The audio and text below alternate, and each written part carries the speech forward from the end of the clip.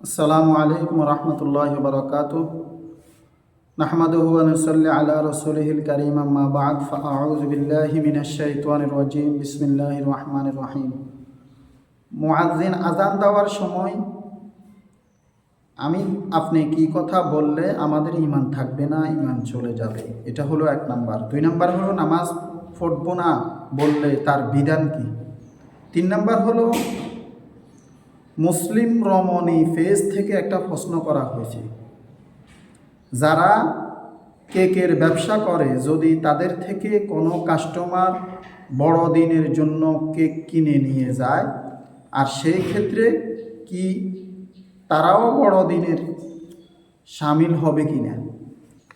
প্রথমে আসেন ভাই দোস্ত বুজুর্গ, আমার সম্মানিত অডিয়েন্স, প্রথম হলো আজান দেওয়ার সময় কি এমন কথা বললে আমার আর আপনার ঈমান থাকবে না।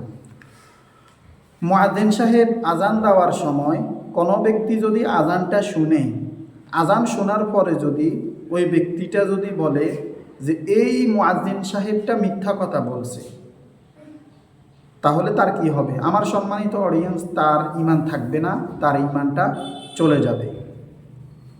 কথা বুঝতে পারছেন?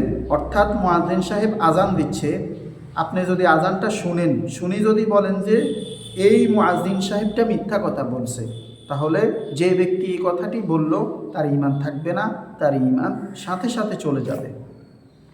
2 নাম্বার হলো নামাজ পড়ব না বললে তার বিধান কি। কোনো ব্যক্তি যদি বলে এই কথা যে আমি নামাজ পড়ব না, ওই ব্যক্তিটা যদি বুঝে শুনে যদি নামাজের অস্তিত্ব অর্থাৎ ফরজ ওয়াজিব বুঝায়, ফরজ ওয়াজিবকে সে অস্বীকার করে, তার বিধান হলো ওই ব্যক্তি ঈমান থেকে খারিজ হয়ে গেল, তারও ঈমান থাকবে না।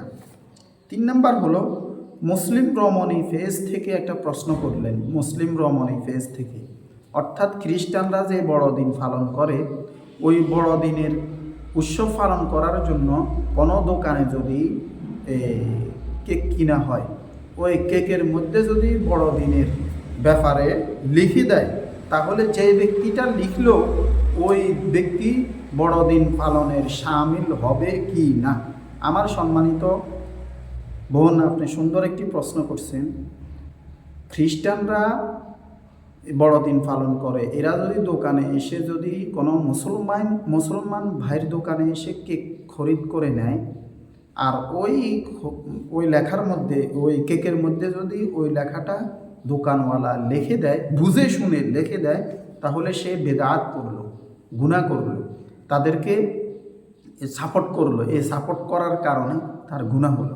আর যদি ব্যক্তিটা বড়দিন বিষয়টা কি জানে না, না জেনে ওই ব্যক্তি বলল যে আমার এই কেকের মধ্যে এই বড়দিন এই শব্দটা লিখে দেন বা উৎসব লিখে দেন, তার মত অনুসারে যেটা লেখার জন্য বলে ওটা লিখে দেয়, যদি দোকানওয়ালা না বুঝে বিষয়টা, তাহলে সেই গুনাহ হবে না, ওই ব্যক্তি বেদাতই করল না। আল্লাহ পাক রব্বুল আলামিন আমাকে আপনাদের প্রত্যেককে এই কথাগুলো বুঝার তৌফিক দান করুক। ওয়া মা আলাইনা ইল্লাল বালাগ।